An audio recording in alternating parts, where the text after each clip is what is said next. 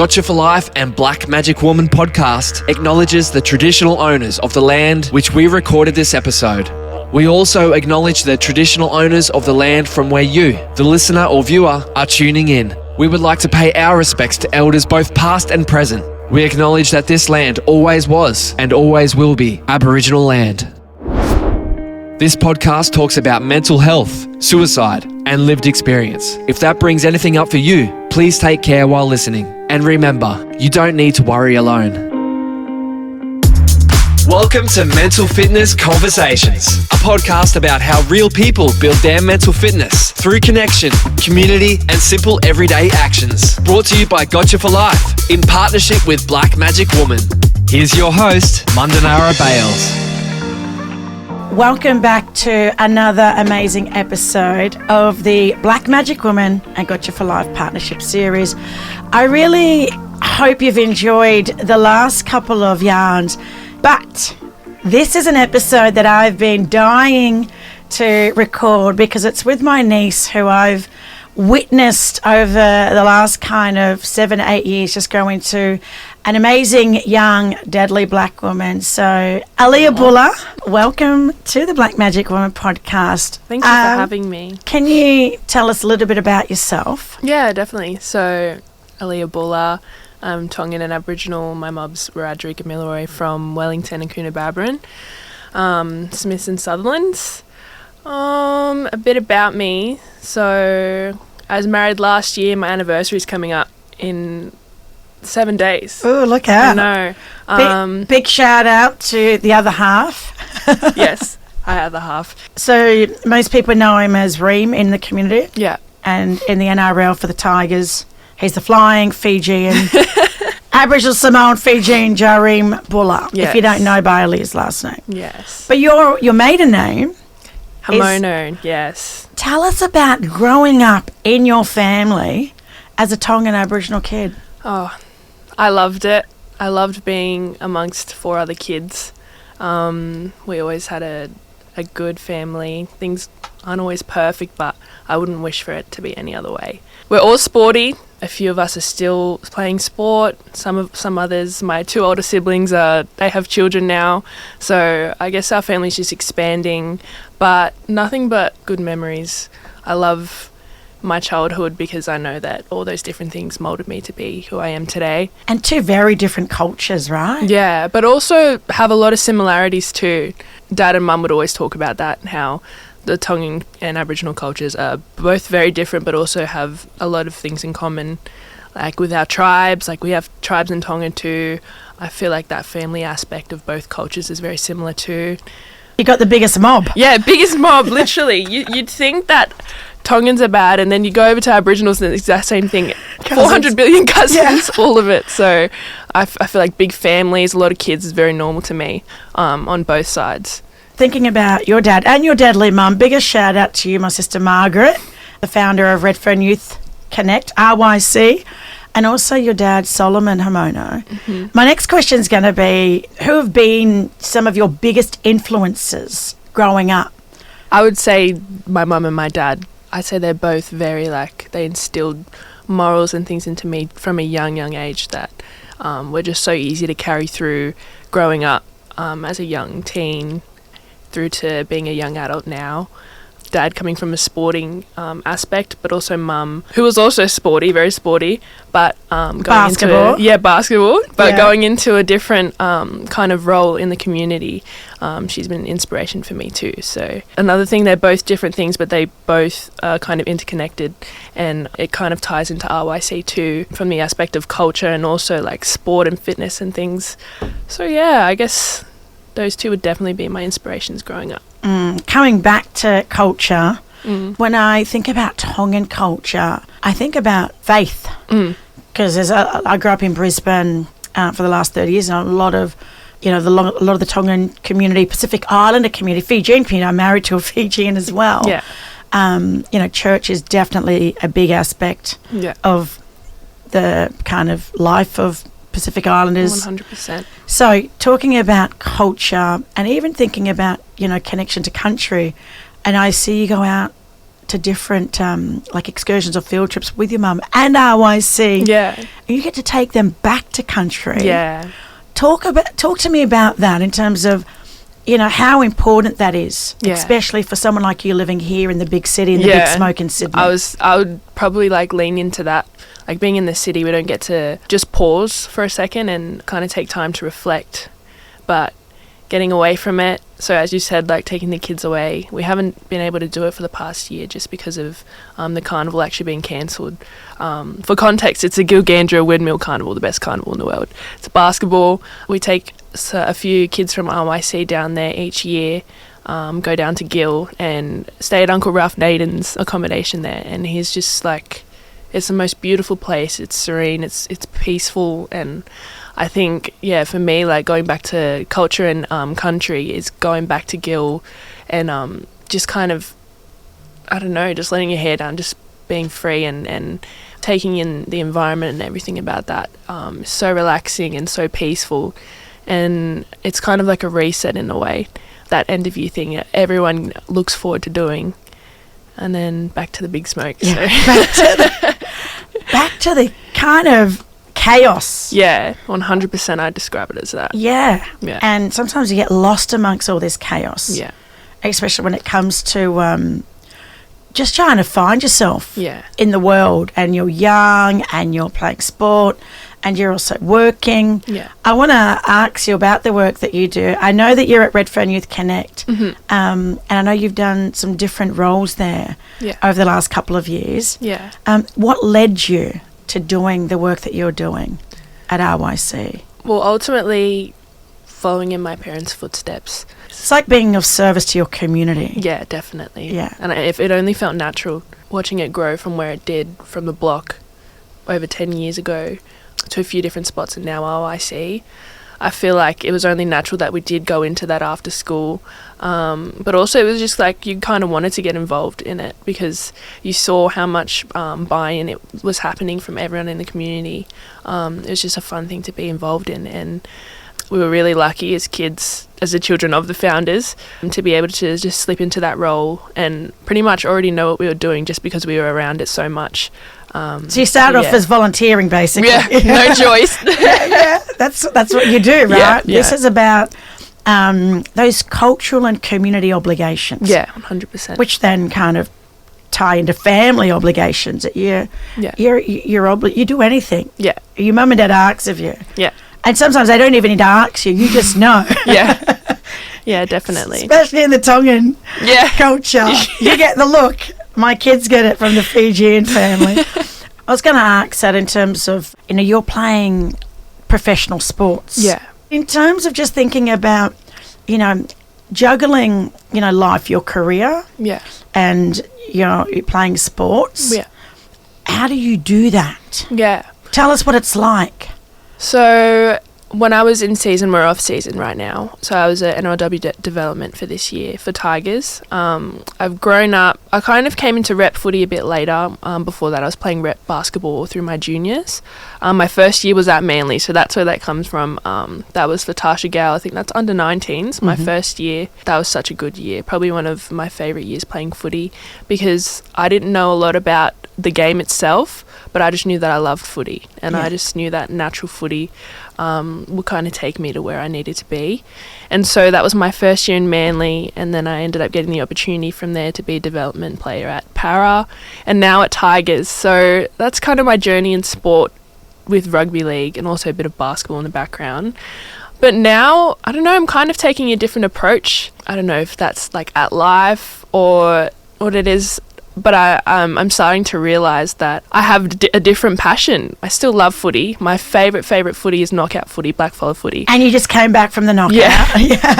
Yeah. Tell us, you was the players' player at the Queensland QMC up in Brisbane recently. Yeah. Did you win? Did you take that out? No, we lost in the grand final. Stop. Who'd you lose to?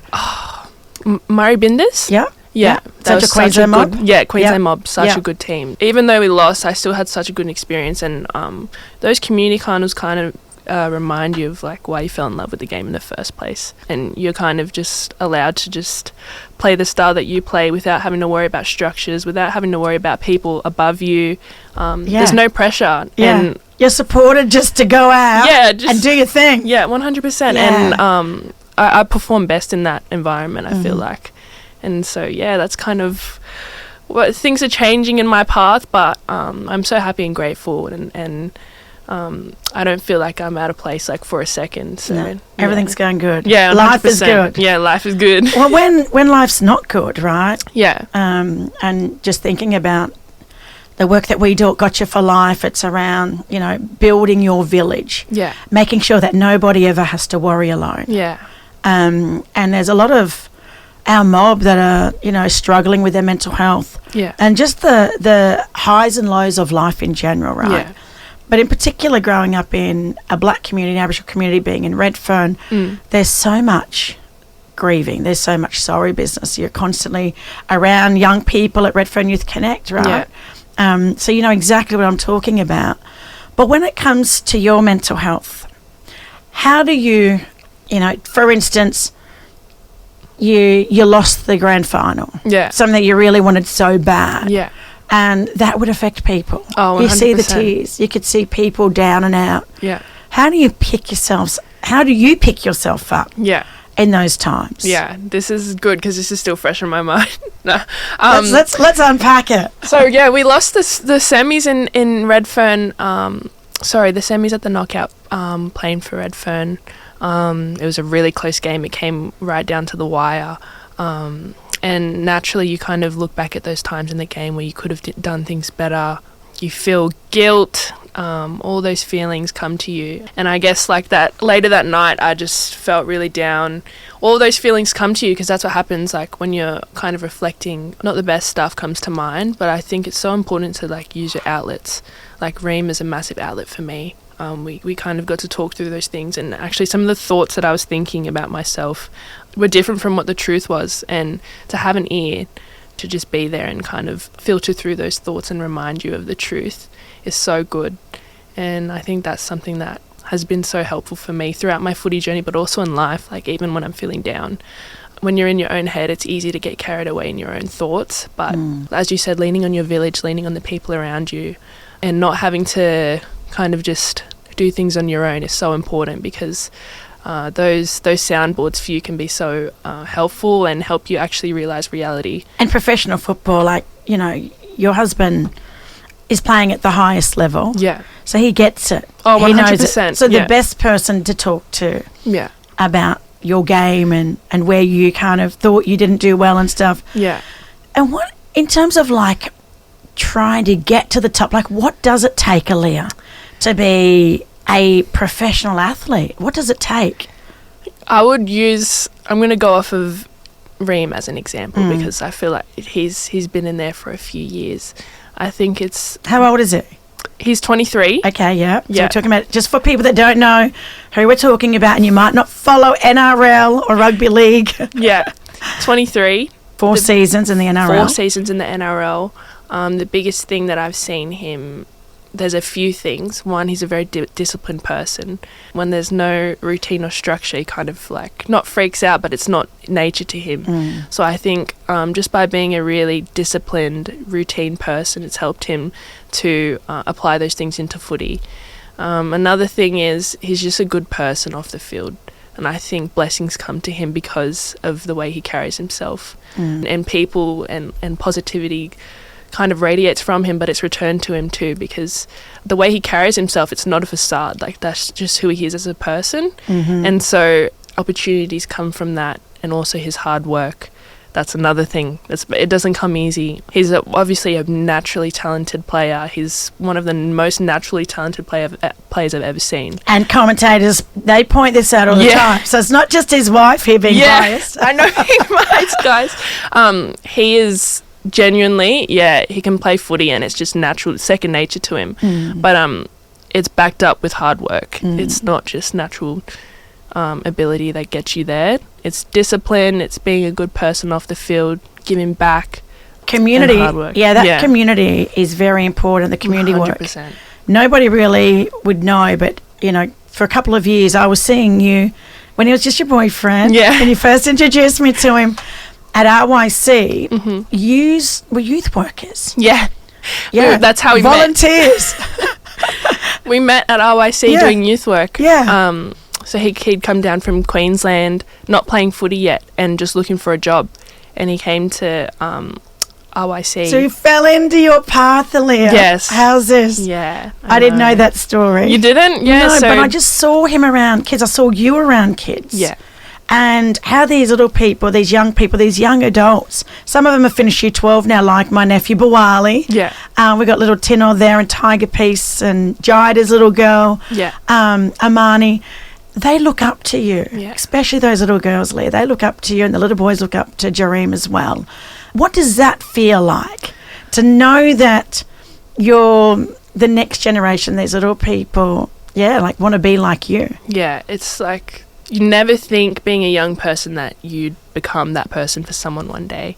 You kind of look up to those people when you're young and be like, wow, like I wish I could be like them. I don't think I'll ever get there. Or I don't know if I will get there. But it just happens naturally as you go throughout life, and especially being in the community, when you strive for things and you grow up, automatically you become a role model to the young kids in your community. Yeah, it's still kind of hitting me that that's happening, like even with Ani Kawana from Redfern asking me to present jerseys to the little girls in Redfern, and her saying those things like girls look up to us. It's still surreal, like it's kind of pinched me because... Yeah. Because you was that little girl. I was that little girl looking up to someone, never thinking that I could be there. I keep thinking about the strength of our culture. Yeah. You know, just keeping strong, mentally strong, physically strong. What does kind of being culturally strong or even mentally fit, what does it mean to you? Yeah. I always would relate it to sport because it's the best way that I understand things. And so when you're physically training and you're becoming physically fit, you're putting in work almost every single day in order to get to an end goal. In the same sense, I would say that mental fitness is those little things that you do to keep yourself in check every single day. Journaling is a thing that I love to do. The work that Gotcha for Life does is kind of flowing into that same thing of as you build your physical muscles, you do with your mental. And so building those things each day, getting into those habits can really help you to get an overall better mental well-being. And so yeah, that's when you say mental fitness, that's kind of what comes to mind. I'm thinking now about the young people, some messages now. If we could talk to especially younger people listening to this podcast, like what messages do you want to share with them?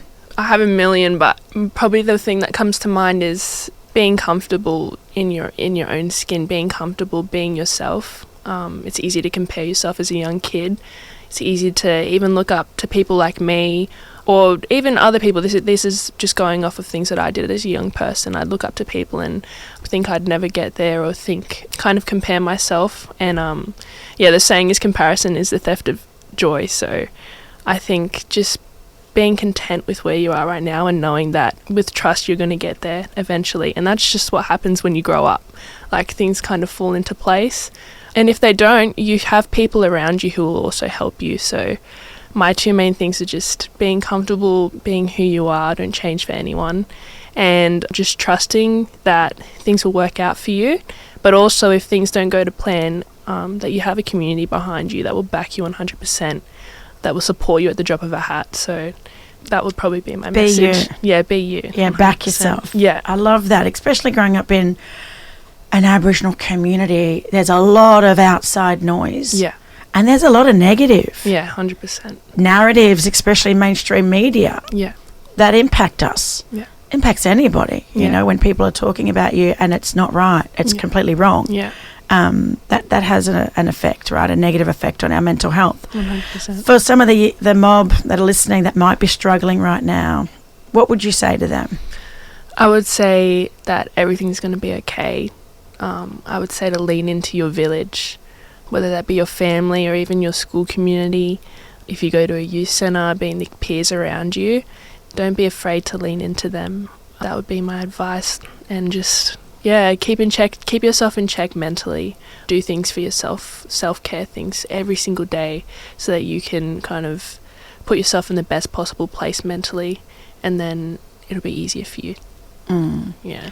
And I was just thinking, in terms of community centres and having access to people like your mum and dad Yeah. to yarn with, Yeah. like, how lucky are we Yeah. to have grown up in these communities that not a lot of Aboriginal people, blackfellas mob, have had that privilege. Yeah, we're so lucky. We've got Redfern Youth Connect. We've had the community centre on the block. Yeah. When I was growing up in Redfern, we had the settlement. When we were in Waterloo and Elizabeth Street, we had the factory. So we could go between different places. Yeah, Redfern community is so lucky that there's so many different things. I know. Yeah. Thinking about next year now in the future, what's your next plan? Like, obviously NRLW. Yeah. You're in the system. Yeah. What does next year look like? What does the future look like for Aaliyah Bula? To be honest, it's just going to be following where my passion leads me. And for me, I'm faith-centered. So, and also speaking with my husband too, and just kind of trusting the journey that I'm going on. I do feel like things are going to look a bit different next year, and I'm so happy and fine with that. And, I have faith that whatever will happen, I'll be okay, and things will work out exactly how they're planned to work out. And and that's when you do grow up in a faith yeah, based family and culture and community. And I hear it with my husband's family always, the Lord will look after you. Yeah. Keep doing the right things. Keep doing the things that you're meant to be doing. Yeah. Be of service. Yeah. Do good in the world. Yeah. Be there for others. All those little things Yeah. that you're kind of reminded of, that pays off. Yeah. Well, I'm excited for you, my girl. I'm just so... It's that kind of proud auntie moment when I was watching you on the TV, watching you and then seeing you get play. I was like, man, your future is so big. The world is your oyster. You've got the most amazing family and you come from the most amazing cultures. Yeah. You're destined for greatness. And thank you. watch out, world. Thank you for being part of this you for having me. amazing partnership where we get to talk about the great work that we're doing at Gotcha for Life. And if people have never heard about the foundation, jump on, have a look at our show notes. We'll put some of those kind of websites and resources. We've launched our mental fitness gym.